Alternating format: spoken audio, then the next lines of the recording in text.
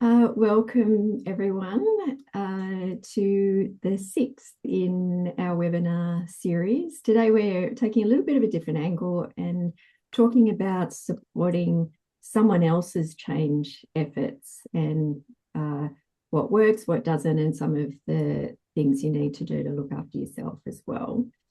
I'll just start by acknowledging that we are all joining from Aboriginal lands, and I'm on the land of the Boonwurrung people in Naarm in Melbourne.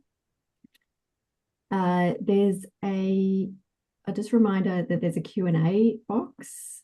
So there's a button somewhere on your screens, and if you've got any questions or comments, please put them in there, and we'll make our way through them probably towards the end, but if something comes up before that that's really relevant or a question for one of the panel members, I will keep an eye out. So for those of you who are new to joining us, welcome to Hello Sunday Morning.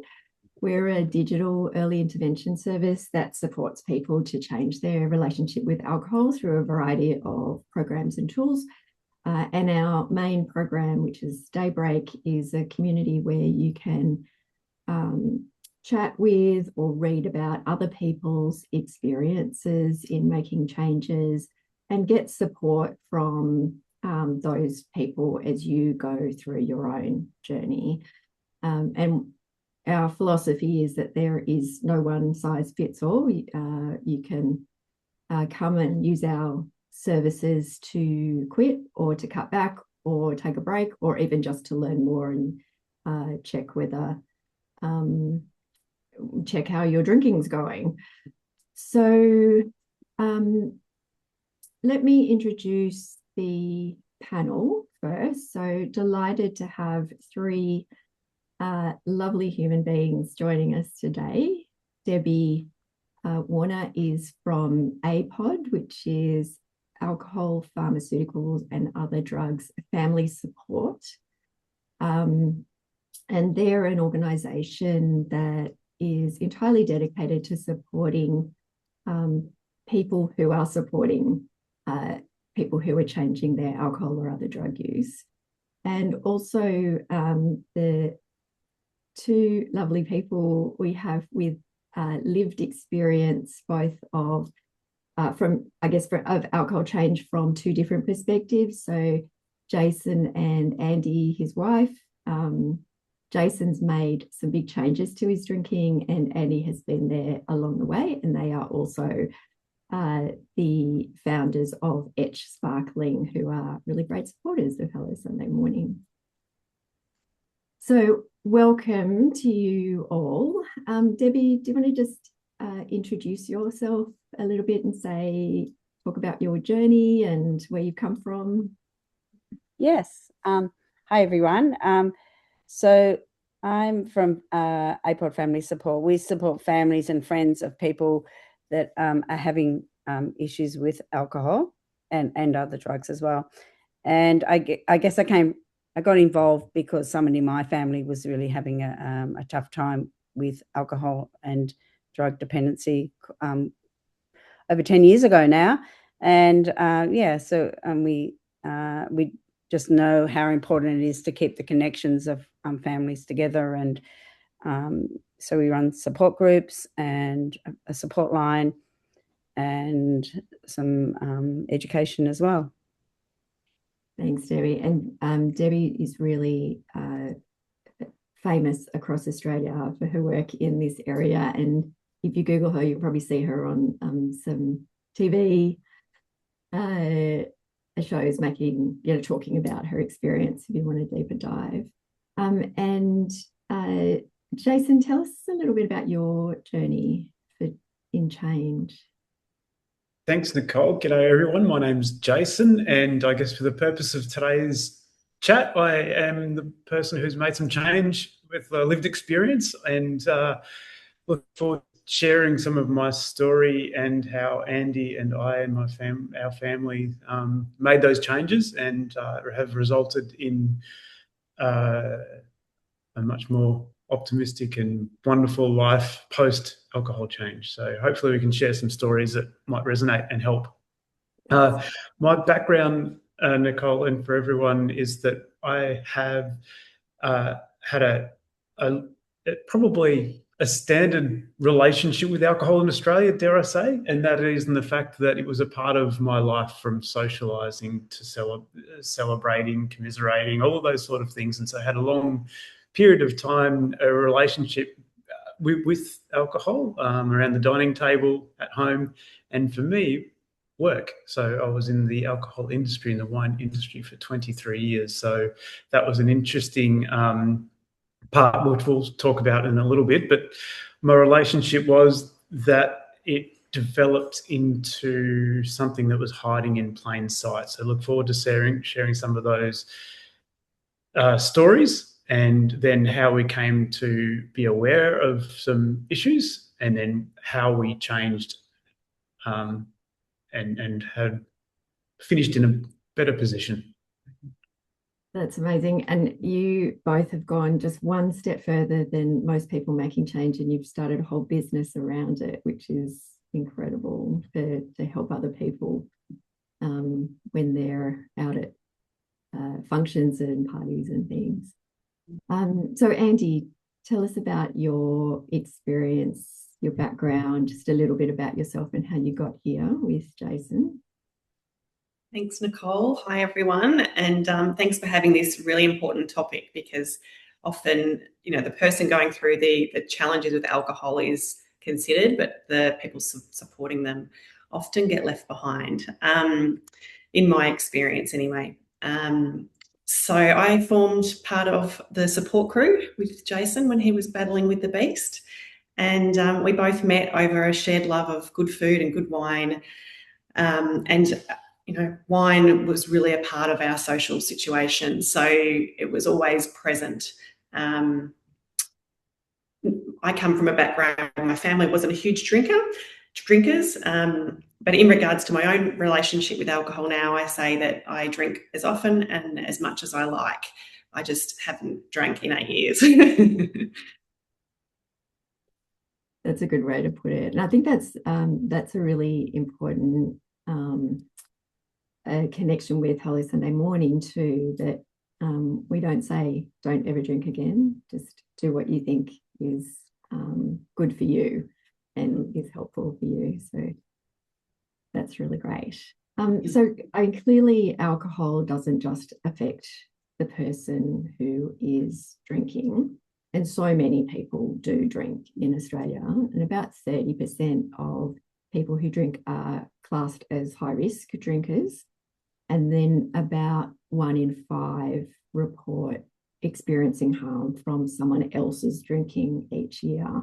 And it just shows really how many family and friends are impacted by drinking.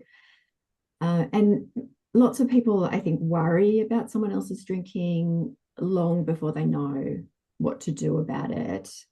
I know that I had a friend who was a heavy drinker. I'm a psychologist and I'm in the alcohol and drug sector. I'm meant to be a specialist in this area. And I still thought to myself, am I overreacting? Should I say something? I don't want to upset her. And there's some of the things that people often say go through their head. And so they don't act and they don't know how to take that next step. So I think one of the things I'm interested in, Debbie, is when families come to you or friends come to you, what's the most common thing that they want to talk to you about?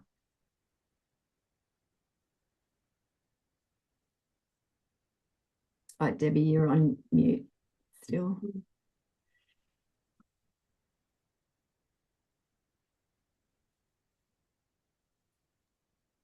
Sorry about that. Families are usually coming to us when they're at their wit's end. They don't know what to do. There's problems in the family. It's causing, maybe the person they feel is drinking too much alcohol is they're asking them to call to say that they can't come to work, or they're asking to borrow money all the time. And so it's starting to cause problems within the family. So normal activities aren't being carried out, and it's becoming exhausting for the people around that person. And that's right, they're scared to say anything because they feel like they're walking on eggshells, because if they say something, then they're yelled at or said, don't worry about it, I'm fine. So I guess that's, the people are exhausted when by the time they're calling our service, and really not knowing what to do. So yeah, that's a really good point. Like often people wait and wait and wait and wait and hope that it's going to get better. So what are some of the early common signs, do you think, Debbie, that families should pay attention to? things like maybe somebody that used to always go to work on time and they can't get themselves up to go to work, or if they're a family and they've got children, they used to go to the children's activities, but now they're not going to the sporting activities. Or with my son, he was always involved with all our family activities and our family nights, and he was starting not to come anymore, or forgetting to come, or sleeping in, once he would maybe get drunk now and then, or overdo something, but it was becoming more and more. So it's just, sometimes it can be just the simple things of not turning up to family events. When behaviour starts to change, people start to get disengaged or not connected to their families and communities, that's a pretty good sign. Andy, sorry, sorry, Debbie. Yeah, that's about right. So Andy, just in relation to that, when you look back, were there signs that you first noticed or you were worried about Jason's drinking, or that made you first think, maybe I need to say something? Interestingly, in our situation, it was Jason that came to me and told me that he was concerned about his drinking. And I remember at the time, because I was in an environment that was surrounded by people drinking alcohol, which I sort of feel we all are, but, I was looking around in my environment and I said to him at the time, what do you mean? You look the same, you're drinking the same as my friend's husband. And so I kind of brushed it off.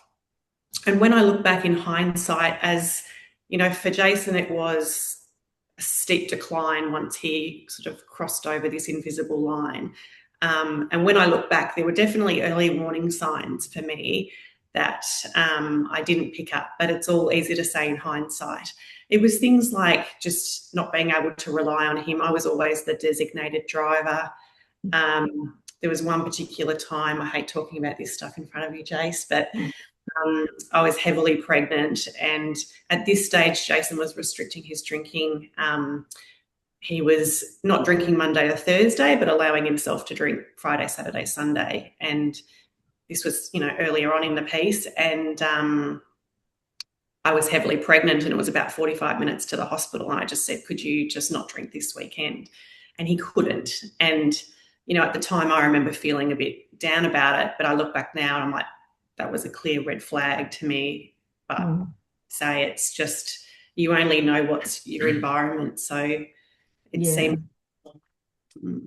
Yeah, it's like that when you think about, when people think about an alcohol problem, they think about an alcoholic and they're kind of a bit down and out, possibly homeless. They're like right at the end, but people show signs well before that. And Jason, you picked up yourself that you wanted to make some changes. What did you notice that flipped that switch for you? We all have intuition and we all have those inner thoughts, and then there's this outer perspective. And so my outer perspective was still a professional. I think some people, you hear the term high functioning, still able to hold down a job and run a family and all those sort of things. But the truth, if we're really honest, as the person who went through the challenge, I knew that it wasn't sustainable. I knew that this was not good for my health, but I didn't want to acknowledge it. I couldn't acknowledge it.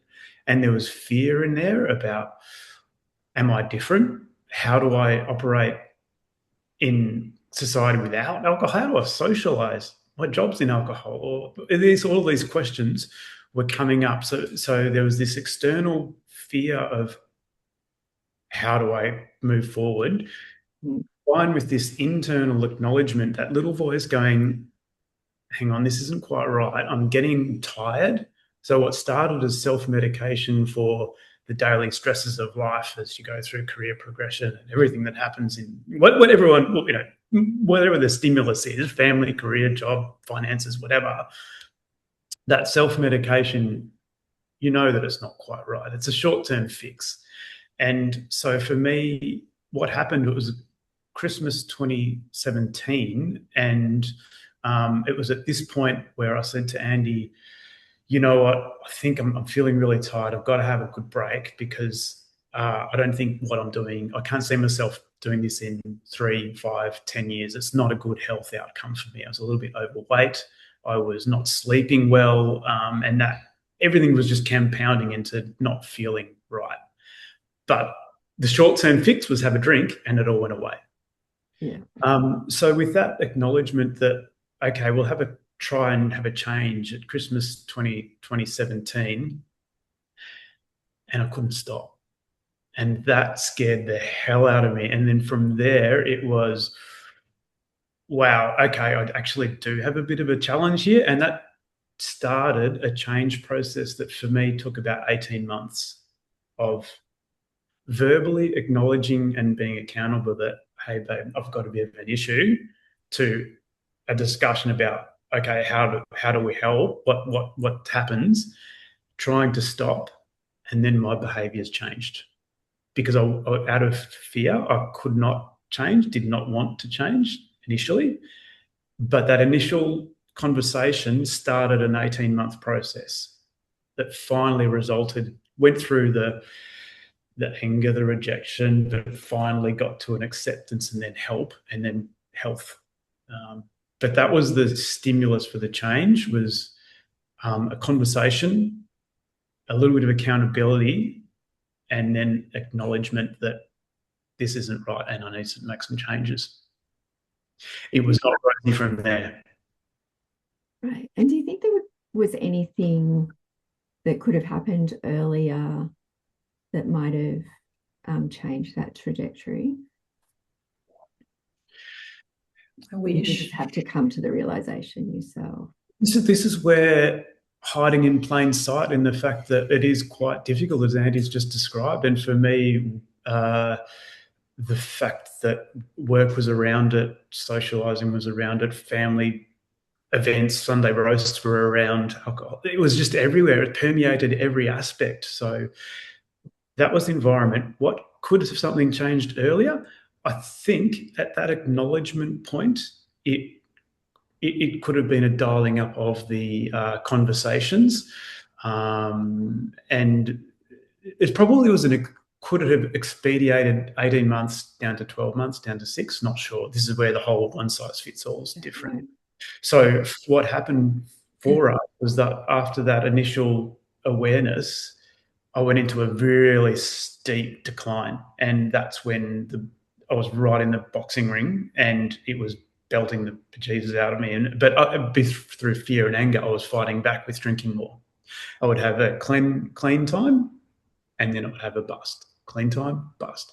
And through that period, I was seeking help, medical help, psychological help, and then finally rehabilitation help. I was really fortunate to be able to do that.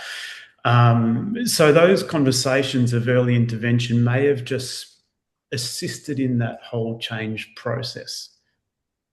But I think at the end of the day, which it was ultimately until I fully believed, got over, and was able to accept, be accountable, and make the change and want the change myself, that's when it happened. And that, for me, took 18 months.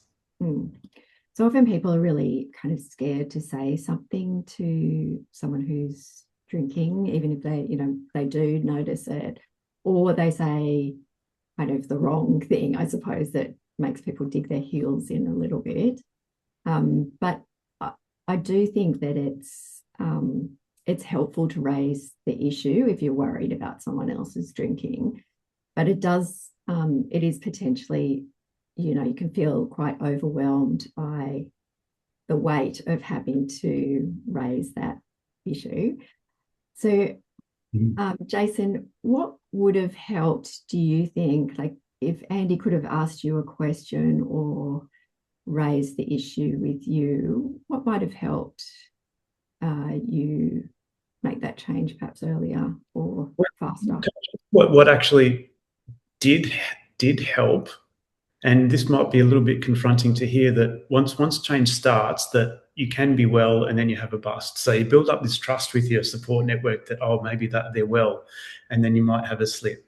What helped for me was when I did have a slip, it was, we love you, we support you, we're on this journey with you. That behavior or that action was not okay.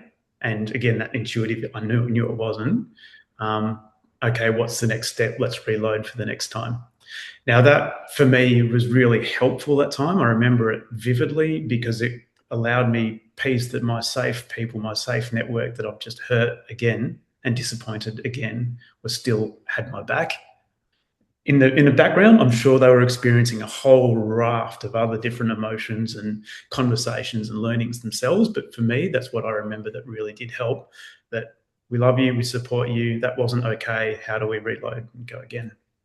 Yeah, I think that is so important, not taking slip-ups personally from the people supporting. And how was that for you, Andy, at that period? I think, like Jason said, it's, the challenging thing is no matter what you do, you can't make somebody else change their behavior. And I think that accepting that is probably the hardest thing. You can lead a horse to water, but you can't make them drink.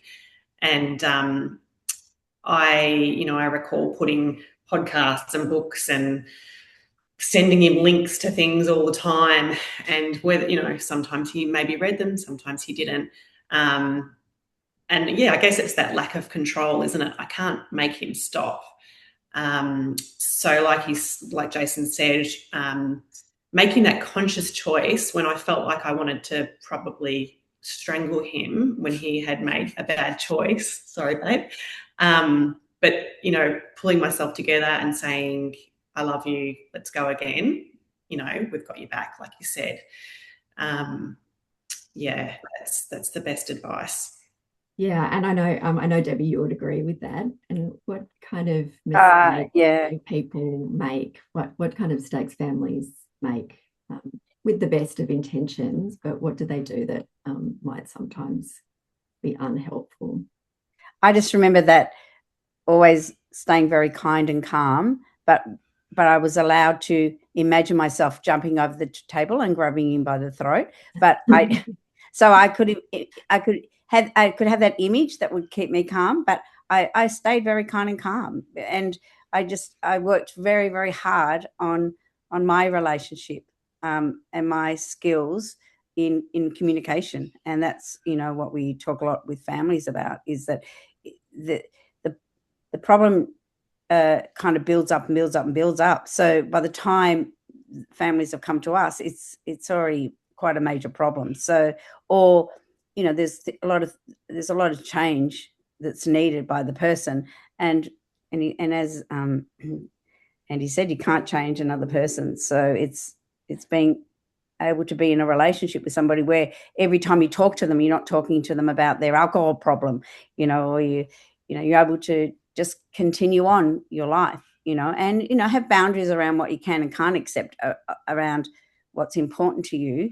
But not around the drinking.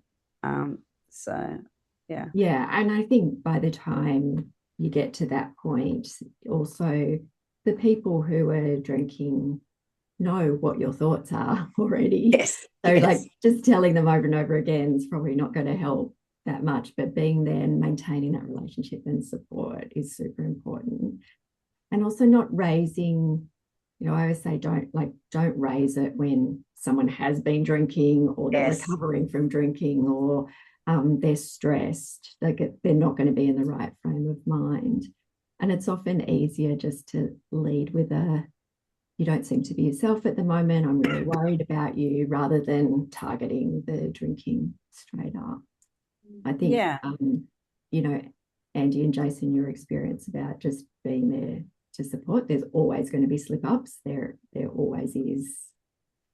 It's any kind of change is difficult and challenging. And even when if anyone thinks about the last New Year's resolution they made, might never last more than a week or two, because actually making those behavioural changes are really, really quite tricky.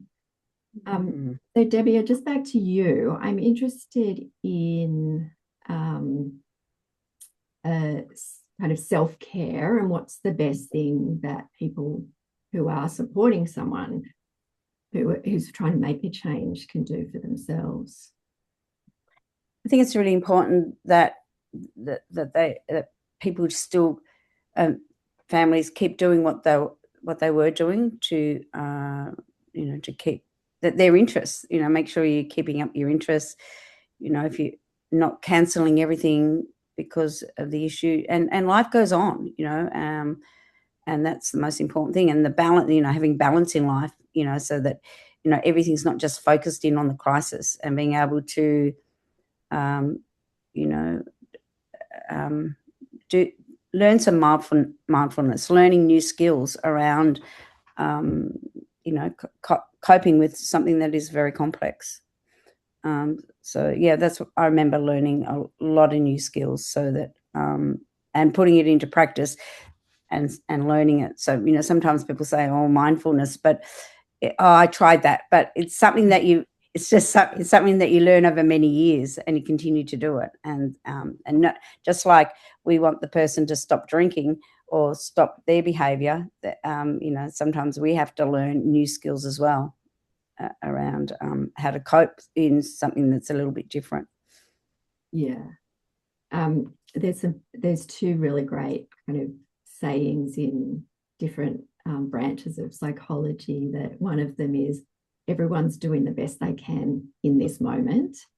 Yes. And the other one that I really love is, you kind of can't want the change. If you're supporting change, you can't want it more than they will, because that's when you start to push and try and make it right.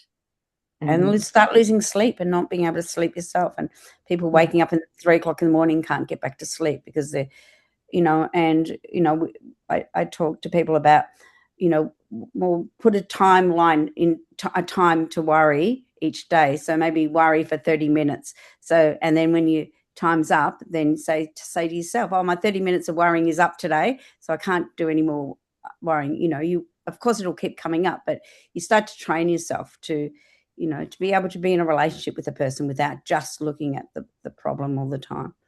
Yeah, because sometimes there's, as you said, Jason, took you 18 months to kind of get to the point where you wanted to be.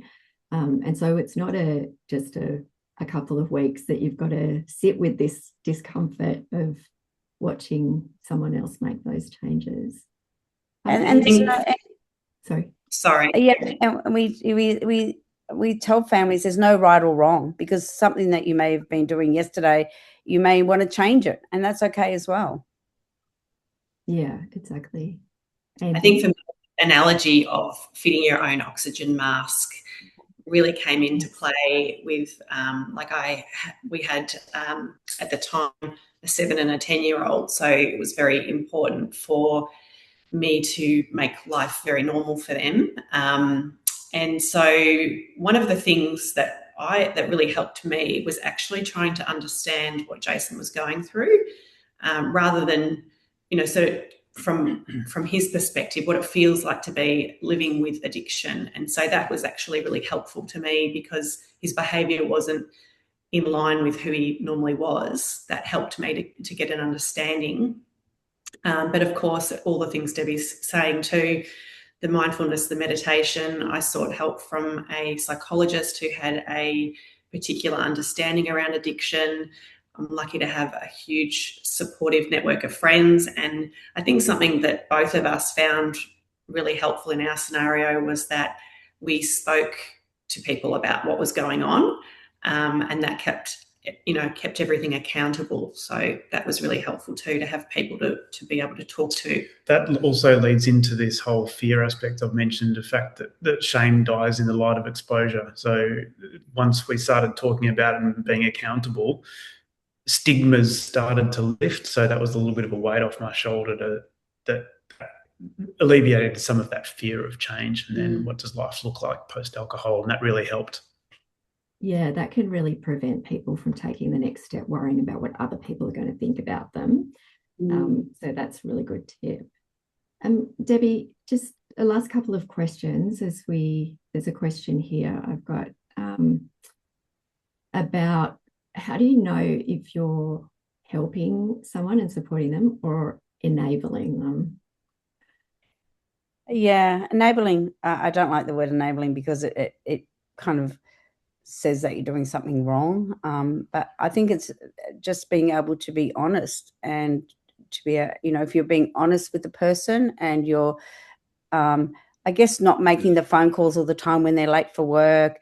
And, I know my son, right at the beginning, I was waking, he was still living at home and I was waking him up to get him to work, and getting him out the door and then ringing him to make sure he got to work and all those things that, he had to be able to go through the natural consequences of he may lose his job rather than me picking all that up. So, but, so I didn't do that. But I think that whole enabling thing gets to talk about this thing where people talk about rock bottom as well, which is, that just they don't make sense because, people are just people who just want to do the best they can. And, when you've got an addiction issue, you've got to take the consequences for what's happening.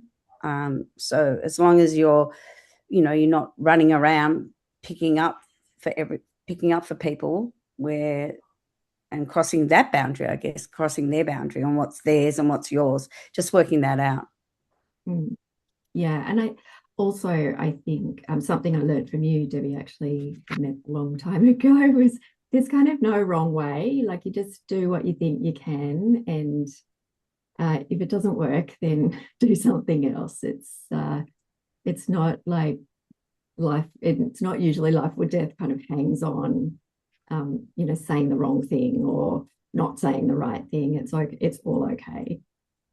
And I guess also making sure that your agenda isn't my agenda is to stop them drinking, as long as, because you'll be disappointed every single day of your life. So if your agenda is to make sure you have the best relationship possible without that whole doing for them, and being able to be kind in the relationship, but having the boundaries around what's yours and theirs, it can work really well. Yeah, great. So we come to the end of our conversation. So I think, just like to sum up, I think what we've heard is there isn't one perfect conversation that changes everything. It's a series of iterative kind of supports. And Jason, as you said, change happens gradually and it kind of goes up and down. And having that supportive relationship can make all the difference, regardless of what is happening around drinking, and kind of focusing on expressing concern and reducing judgment and keeping mindful yourself and staying calm. What's your, Andy, what's your one tip as we head out for people supporting others in change? I guess the one thing I really wanted to comment on was when you mentioned earlier about how people have slips and that's inevitable. I mean, it's not always inevitable, but I think I remember for me, it was a really, really hard time when Jason had a slip. And I think if I could talk to that person back then and just say to them that this is not a failure, I call it a flirting. It's part of the process. It's not an excuse for them to have a slip, but from the perspective of the person supporting, at that time for me, it felt like that was it. I had to give up hope, and that wasn't the case for me. So, I would like to reframe that as a learning, and that people can still pick themselves up and keep going, and it's all part of the process. Yeah, great. And what about you, Debbie? One tip? That we actually have a huge influence over our families and friends, and if we can stay connected, and that we can make a huge difference. Thank you. That's a really great tip. And Jason, what's one thing that you want everyone to know? That we all want to live a good life and be healthy and well and be around with our loved ones and connected. If there's a mask on at the time, it's a mask and it just needs help to be removed. Yeah, great. Great point. So sorry, I've run over time, but we'll close up now.